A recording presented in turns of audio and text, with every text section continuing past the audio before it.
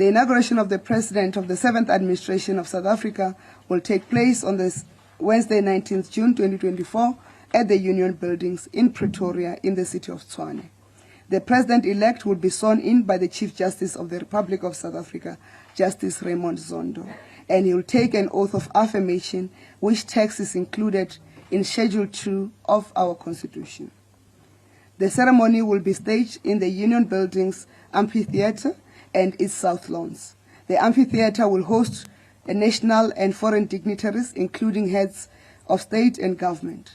Preparations have been made for South Africans to participate in the inauguration ceremony from the Union Buildings South Lawns. The ceremony will commence with an entertainment program at 900 hours, or 9 a.m., and the formal proceedings are scheduled to commence at 1100 hours or 11 a.m.